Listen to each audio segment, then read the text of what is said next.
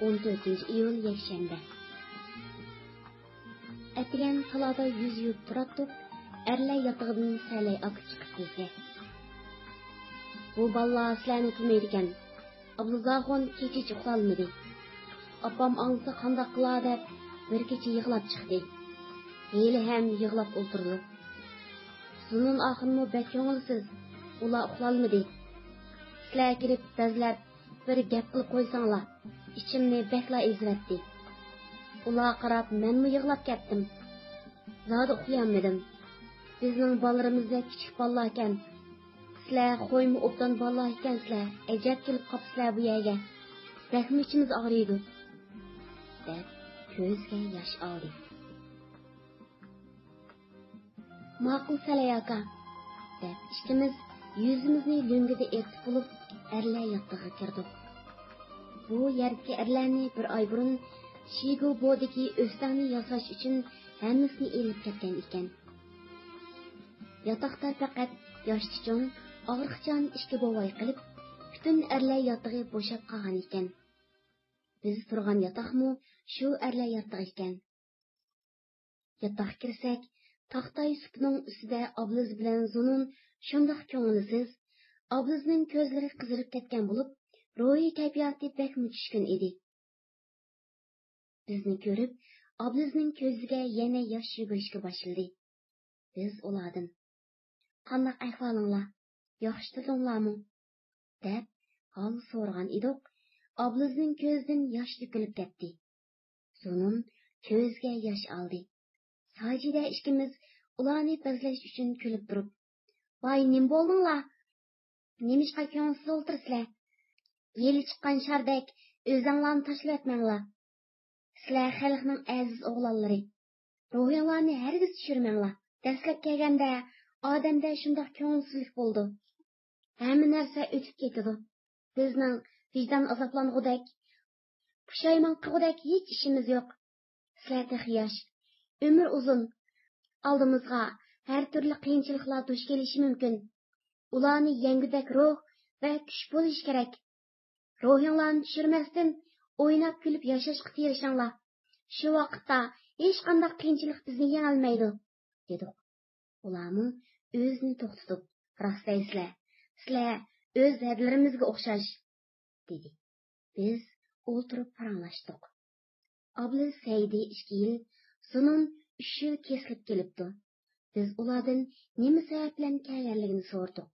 Obliz: "Men do'stiga bir uruq ustixonlari chiqib turgan kala bo'yinni uzun qilib suzib, shundoq chiroyli bog'i bo'stonliq yerni yemoqchi bo'lib turganini sezib, kalini mavjushi bo'stonliq yerni Shinjang deb yezib qo'ygan edim. Uzun vaqt kurash qilib, uning ustiga ras yolg'ini qo'shilib, u bir arxivga aylandi. Shuning bilan 2 yil kesdi. Sizlarning kayninglardan tozalash, o'rganish ilib bordi. Maktab mudiri bovdan qoldirilib, o'rniga Sayfiddin Jo'shining ayoli Oyim Azzi maktab mudiri qilib tayinlandi. Sizlarning qarordan bir qancha o'quvchini maktabdan haydadi" deb maktab xabarlarini so'zladi. Sunun bo'lsa, Xurshibning mavjushi bilan tushgan rasmini elib, mavjushini kesib tashlab, Xurshibning rasmini tamg'a taqab qo'yganim uchun meni ham Oblizga o'xshash 3 oy kurash qilish jarayonida ras yolg'ini qo'shilib 3 yillik kasbidagi jinoiy material to'plandi dedi. Sajida ikkimiz: "Sizlarga bakmi uvol qilibdi. Shu kichik narsalar uchun qo'lga oldimi?" deb hayron bo'ldik. Sunun: "Birini qurbon berib, mingni tarbiyalash degan siyosat bor. Obliz bilan ikkimiz boshqalarni tarbiyalash uchun berilgan qurbonlik bo'ldik" dedi. Biz ular bilan ko'p so'zlashdik. Obliz: "Opamni o'ylasam, ichimda bir yerim erib ketayotgandek ko'nglim asli bo'lib ketadi. Bechora opam anglasa qandoq qilar? Yolg'iz o'g'il deb meni boshqacha yaxshi ko'radi. U menga chidami? Og'rib qolarmikin deb qo'rqaman" deb yana ko'zga yosh oldi. Sajida: "Obliz, hammamizning ota-onamiz bor. Ularga qiyin. Qandoq qilamiz? Sabr qilaylik. Ularmi endi sabr qilar. Biz qiz bola, bizning ota-onamiz texmi g'am qildi, dedi. Men, bo'ldi. Endi hamma ishqa chidab sabr qilishimiz kerak. Turinglar, talog'i chiqib, atrofga qarab kishilar bilan aralashinglar.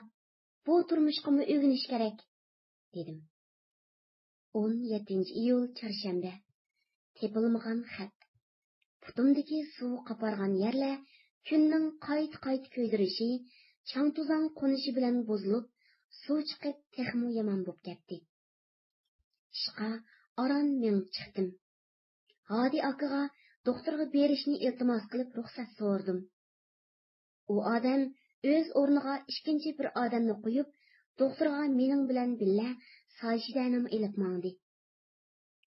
Biz Sahlarning oldingi ishkiga kelganda, ishikdan yeliqi oblizning yendan kelgan Tursun bilan yana bir yosh bola bilan chiqib salomlashib, "Voy, Hadi aka, qanday ahvolingiz?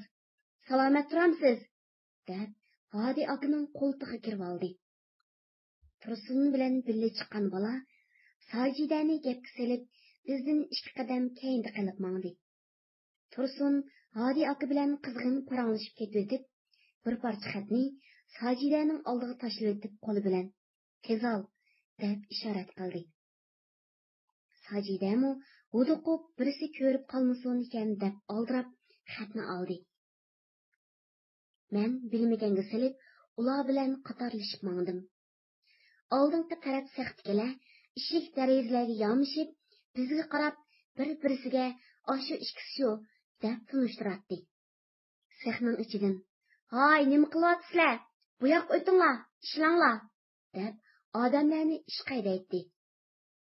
"Hadi aka, chapsam menglar" deb bizni oldirtib doktorxonaga elib kirdi. Doktorning bugun bergan dorisi xeli foyda qildi. Jinim aram topgandek bo'lib qoldi. Tushlik tamoq vaqtida Sajida ikkimiz u xatni xoli joyda o'qib chiqdik. Xatni men qartib yozgan ekan. Uningda Ablis Savrdim bilan xabarlashish yo'llarini aytgan. Agar biz xat yozsak, Tursunning opasi Zaynabxonning adresiga soldiganmiz. Ondan shu ayol orqali jamoat xavfsizligi nazoratining turmasiga yetkazib, shu orqali Ablislarga topshirganligini aytgan ekan. Ham ularga bizning mushu yerda ekanligimiz to'g'risida xabar yetkazganligi to'g'risida yozibdi. İkimiz bu xatni o'qib chiqib, Ablisga xat yozishni o'ylashdik va adreslarni yo'qotmayli deb xatni sanduqqa solib, og'zini qulplab qo'yib ishga chiqib ketdik. Ishqa endi tushib ishlayotdik. Mulla Shufdijang ishga kelib meni chaqirdi. Sajida, Zunun, Ablislar men qarab qoldi. Menmu yana nima ish bo'lgandi deb hayron bo'lib ishxonaga qarab ketdim. Ishxonada Mulla Shufdijang yana 2 odam o'ltiribdi. Men ko'rsatgan yerga berib o'tirdim. Mulla Shufdijang qopig'ini turgan holda: "Tursun, sana nima xat berdi? U xat qani?" Men: "Qanday xatni deysiz? Men hech qanday xat ko'rmadim" dedim. "Sen yolg'on so'zlama. Hadi, sen bilan Sajidani doktorxonaga elib ketib borganda oldingi tarafdagi sexdan Tursun bilan erkin chiqib, Hadi bilan so'zlashib turib Sajidaga sana yozgan xatni tashlab bergan. Sajida yerdan inishib elib sana bergan shundaqmi?" dedi Mulla Shufdijang ko'zimga tikilib qarab. "Endi tinib ketamaysan" dedi u yana. Men yana o'zimni xotirjam tutib: "Ondaq narsadan xabarim yo'q. Sajida men xat to'g'risida bir narsa demedi. Men ko'rmadim" deb shu bir so'zda ching turdim. U yoq bu yoqdan qistab so'rab, hech narsa undiranmagandan keyin "Bo'ladi, sen chiqib tur. Sen demagan bilan Sajida aytib bersa qana qilsan" dedi. "Mumkin emas. U yo'q narsa" dedim. Shuning bilan ishxonadan chiqdik. Sex hovlisining darvozasi oldiga kelganda Mulla Shufdijang "Sajida!" deb to'g'ladi. Sajida qo'ldagi zambilni yere qo'yib, hayron bo'lgan holda bir menga, biri Mulla Şükrücanға qarab keletdi. Men onunğa işaret barmağım bilan ağzımni besip, "Deme" degan işaretni bildirdim. Buni bayqab qolgan Ablis, "Mulla Şükrücan" deb bir narsalarni ko'rsatgan bo'lib so'zni tutdi. Sonun, "Hadi aka ishkimiz kirib suv elib chiqayli, uslab ketdik" deb uni suvxonaga elib manganda, men Sajidani darvozaning sirtiga chaqirib, "Bizga bergan yiliq xat to'g'risida birisi tashkilga inkos qilibdi. Sana berdik degan o'xshaydi. Sen u xatni men oldim, lekin suyungi bir bola bo'lmasin deb qo'rqinimdan o'qimasdan yirtibetdim degin" deb tez qaytib kirdim. Ablis, bu yerdagi odamlarga ishni ketkil bo'lmaydi ekan. Bir-birini chaqib turadigan yomon odati bor ekan, deb hayron bo'ldi. Sonun bizga ikki ko'rishga suv elib chiqqandan keyin bu so'zlarni anglab, o'zimizga diqqat qilsak bo'ldi ekan, deb turadiq. Mulla Şükrücan chiqib, yana meni chaqirib, Sajida bilan Hodi yana ikki odamni elib, "Ikkinglarmi yolg'on so'zladinglar, sizlarni oqtirib tekshiramiz" deb yotoqqa boshlab mangdi.